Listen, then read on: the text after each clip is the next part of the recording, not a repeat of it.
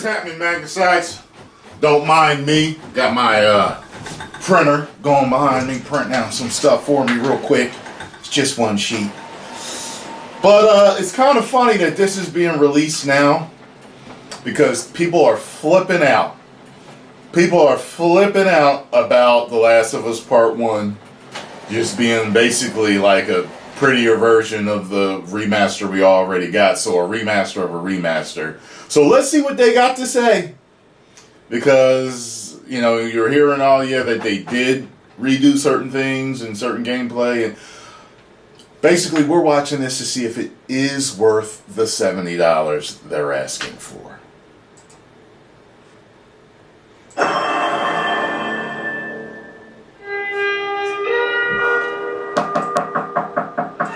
I'm coming!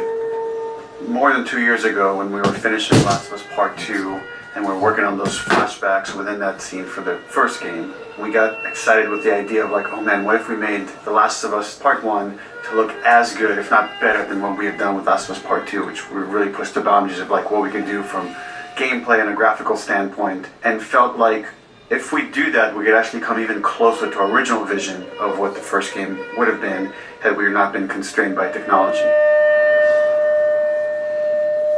Built for PS5.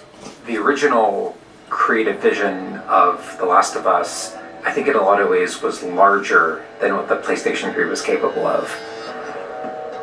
The tech of the PS5, it's like an open box of tools and goodies that we can play from and draw from. The 4K, HDR, improved haptics, 60 frames, help us to reimagine The Last of Us. It gave us opportunities to rebuild our characters at the highest fidelity. Not only are the characters more detailed, I mean down to the irises and the pupil depth. You know, you fall into the eyes of the characters.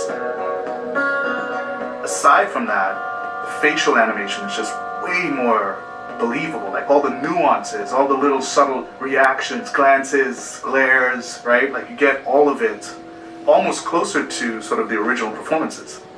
So no matter what, you stick to me like glue. Like glue. Like glue. Got it. Good. We are able now to not only just have the highest fidelity characters in the cutscene, but also in gameplay. It's the same character, so now we can do these seamless transitions in and out. Every part of the game has benefited from seamless transitions and emotional scripting. Pretty good, huh? Our stories happen in gameplay, on the stick. You know my mom.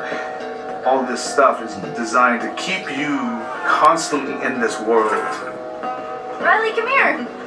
Now you So got it this. looks- Go. People talked about this with the PS5 versus the PS4 and how the graphical jumps get less things that the and less PlayStation and 5 less. is really enabling is that we're able to have a density of physics objects in I a think that's scene one of the that things we people could don't never like. do before. Like this has always been the dream, is to have this number of bumpables, chippables, breakables, destructible objects in a scene. It just makes the world feel rich, makes it feel lived in. Materials can have the properties that you'd expect. The turret truck in Pittsburgh, when it's firing at you and it's just ripping apart the concrete and sending objects flying left and right. Seeing things break, like there's fear, there's a real fear that it invokes. I remember that stage. To play with. I remember that stage. Our AI tech has just increased incredibly. What we were building the basis off of was The Last of Us Part 2's AI. And it has sophisticated systems for things like the fundamental knowledge model of how these NPCs perceive and understand what the player is much more sophisticated. Now how Nice. the enemies are communicating with each other, how they're chasing you, how they're flanking you, how intense that fight feels. It's so much more rewarding coming out of it from the other side.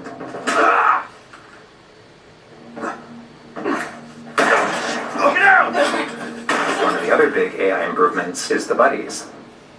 The buddies technology that we developed for The Last of Us Part 2 has this very sophisticated understanding of like, okay, this is where the enemies can see their exposure. We not only have exposure, we have future exposure.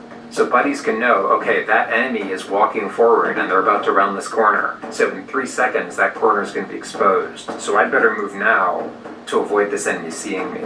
This really lets the buddies make very complex decisions and maintain that feeling of stealth much more believably. Another big enhancement to the gameplay is that we have this technology called motion matching. It moves fast to make this. How long did it take? A couple of days? 2 or 3 days? To match the desired movement to a bucket of hundreds of animations. A mocapped actor has gone in and run this whole gauntlet of movements to get a really full set of all the different ways a person can move. And then it's basically every frame trying to find the best matching animation that fits the path of where the character's going to go. And this motion model just gives this really seamless sense of transition. The player's movement is just a lot cleaner. It's this really smooth, organic movement through the space. First, we just had to build that core experience. And then beyond that, we wanted to add several features that fans have been asking for. For example, we now have a permadeath mode. Along that, we've added a brand new speedrun mode, so players can time themselves. There's a whole community of gamers who just want to see how fast they can play through this game. Beyond that, we added a bunch more of unlockables. So there's all these different outfits for Ellie and Joel that people can unlock. A model viewer mode, so people could really appreciate the details. We added award-winning accessibility features. Every single accessibility option that we offer, that's a barrier removed for someone. As she surveys the apartment, her eyes wander to Joel. She steps past the couch. He wears the wristwatch Sarah gifted him, which now has a cracked face. To my knowledge, this is the first PlayStation game that has audio description built into the game, built into the cinematics. Now it's nighttime. Joel stirs in his sleep. And that's really cool. We've tried to push the frontier of accessibility on this game.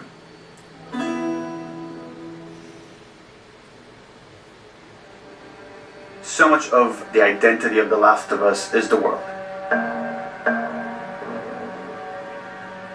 We revamped completely the art direction. You know, everything from these expansive vistas that not only are they beautiful, but you feel the environments. You feel the environments in a much more visceral way. The rooftops overlooking the Capitol building, for example, like just the breath of fresh air when you go up there and you just like, you feel that sort of release in tension. And then, you know, to juxtapose that down in the tunnels in Wilds, and you get that dank, flooded tunnel feel, that humidity, you can actually feel it. All these environments are just completely reimagined. Okay. Now we got our engine on the PS5, those haptics, the 3D audio, the fast loading. It really creates a much more immersive, and because of that, much more emotional fungus and experience. spores One in of the things I there. absolutely love with the 3D audio in The Last of Us Part 1 is being able to hear an enemy before they sneak up on you. And trying to do a stalker fight with the 3D audio is just so much fun. You're hearing them skitter around in a different room, and you're hearing them trying to get up behind you.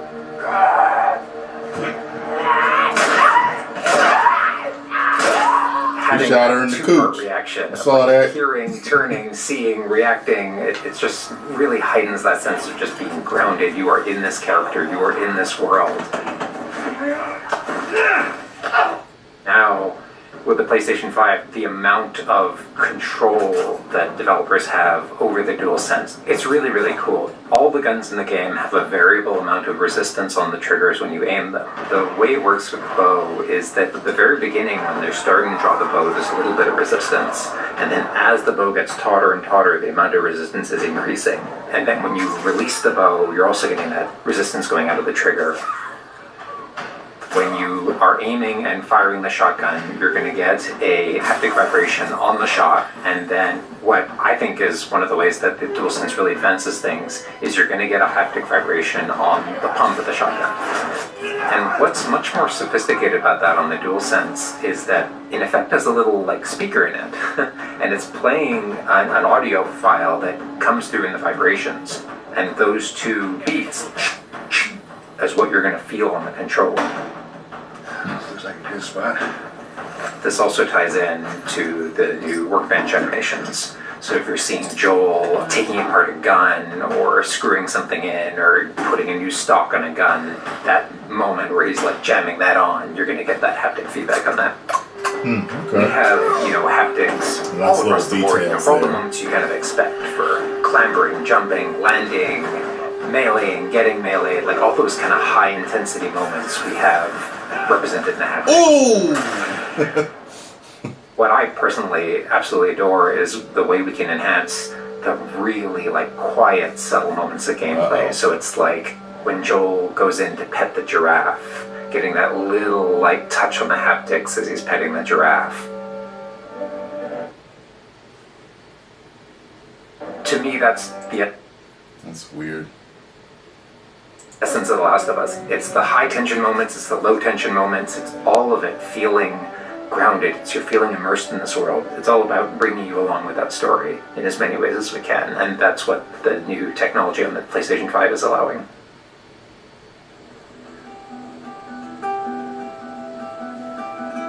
Was that everything you hoped for? Jury's still out. There's something special about that core experience of playing as Joel and Ellie on this journey. And to take that experience and really honor it and keep the authenticity of it,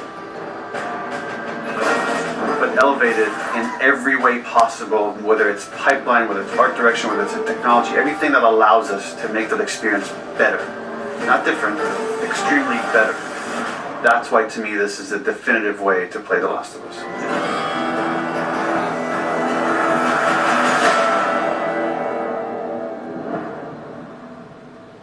Also in development for PC.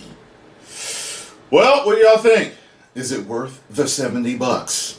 They got this shit together and put it out, didn't they? It's like, all right, now y'all, calm down. Listen, this is what we did. Listen, wait, listen, calm down.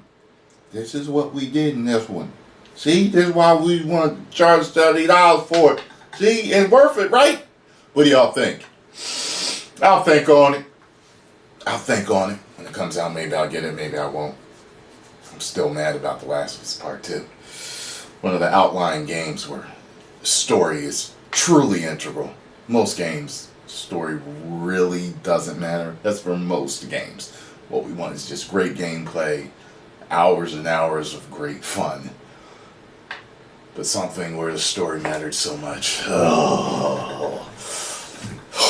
Anyway, post comments down below. Let me know what you all think. Are you going to get it? Are you not? And if you enjoyed my reaction to this, make sure you hit the like button, subscribe, and share. 10 million subscribers. Whoa.